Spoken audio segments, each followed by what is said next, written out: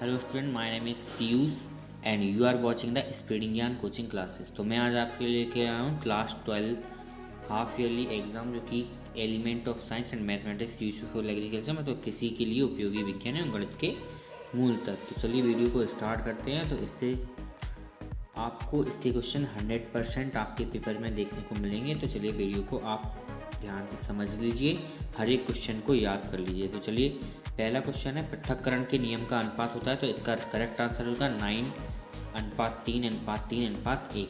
किस कारण प्रकाश का रंग नीला प्रतीत होता है? तो प्रकाश का जो रंग है वो प्रकीर्णन के कारण, इसमें करेक्ट आंसर हो जाएगा प्रकीर्णन के कारण जो नीला रंग है वो फैल जाता है और यहाँ पर आकाश जो है नीला दिखाई देता है। बसा है, तो बसा यहाँ पर एक लिपिड है, इसे हम लिपिड कहेंगे।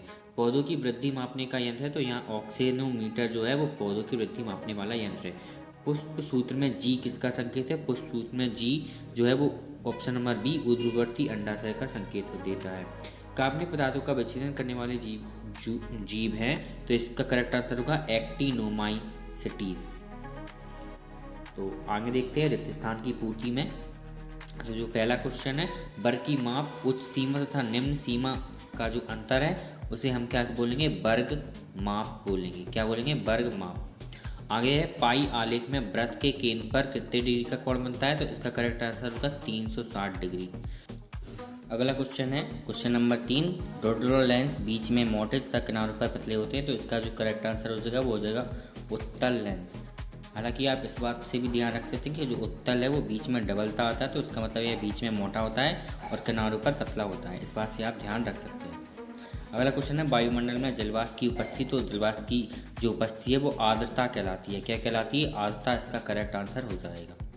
आगे देखेंगे, केब्र चक्र की क्रियाएं डॉट डॉट में संपन्न होती हैं, तो इसका जो करेक्ट आंसर हो जाएगा माइटोकॉन्ड्रिया के मैट्रिक्स। माइटोकॉन्ड्रिया के मैट्रिक्स में यह क्रिया संपन्न होती है। माइटोकॉन्ड्रिया के मैट्रिक्स, इसका करेक्ट आंसर होगा माइटोकॉन्ड्रिया के मैट्रिक्स, इसका करेक्ट आंसर होगा। आगे देखेंगे 10:45 का मान, तो 10:45 का मान 1 होता है। कितना होता है? 1 होता है। क्वेश्चन है, सत्य या असत्य लिखिए।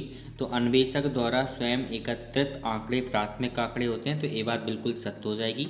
अगला क्वेश्चन है, अस्थायी चुंबक नरम लोहे के बनाए जाते हैं, तो ये बात भी बिल्कुल सत्य हो जाएगी।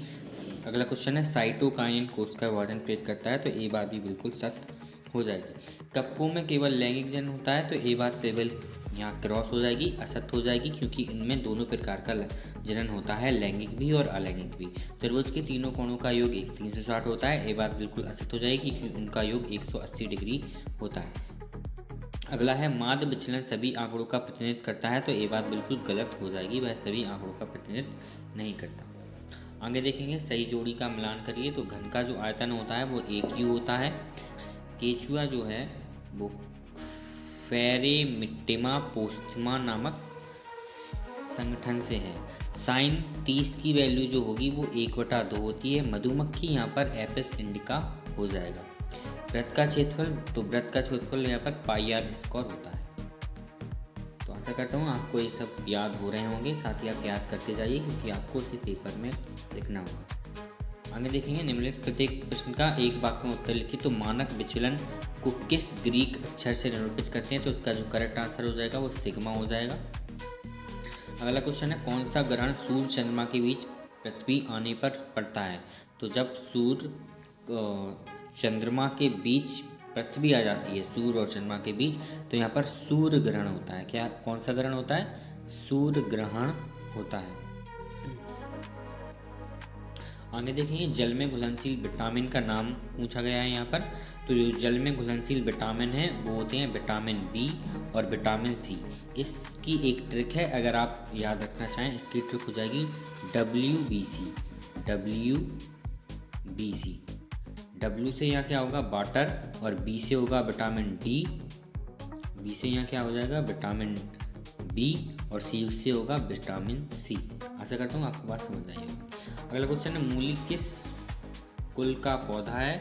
तो यहाँ पर जो मूली है वो ब्रेसिकेसी कुल का पौधा है। कौन सा? ब्रेसिकेसी कुल का पौधा है। अगला क्वेश्चन है संख्यात्मक आंकड़ों से संबंधित विज्ञान को, तो यहाँ पर संख्यात्मक आंकड़ों से जो संबंधित विज्ञान है उसे हम सांख्यिकी बोलेंगे। क्या बोलेंगे? सांख्यिकी। तो यहाँ पर आपके क्वेश्चन नंबर 5 तक यहाँ पर जो कोटीज हैं वो कंप्लीट होती हैं। आगे आपके क्वेश्चन यहाँ पर आप देख लीजिए और इन्हें याद कर लीजिएगा। यहाँ पर चुंबक के गुण पार्ट 1 में से आया है, चुंबकीय क्षेत्र की परिभाषा लिख सकते हैं आप। यहाँ पर ऊष्माधारता जो कि पार्ट 5 में से आया है, सॉरी पार्ट 4 में है ये क्वेश्चन, तो उसे आप लिख सकते हैं। लिपिड के यहाँ पर मैथ लिख सकते हैं आप, या एंजाइम के कोई 2 गुण लिख सकते हैं। यहाँ पर ये पार्ट 8 में से आया है। बाष्पोत्सर्जन की परिभाषा लिख सकते हैं आप, या फिर आप शोषण के 2 प्रकारों के नाम लिख सकते हैं, जैसे कि वायवीय शोषण या अवायवीय शोषण।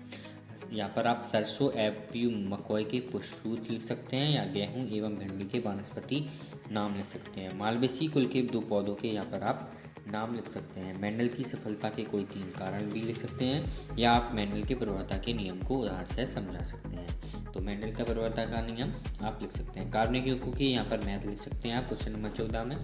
और गोबर गैस के उपयोग करते समय कोई 3 सावधानियाँ भी आप नॉर्मल तरीके से लिख सकते हैं।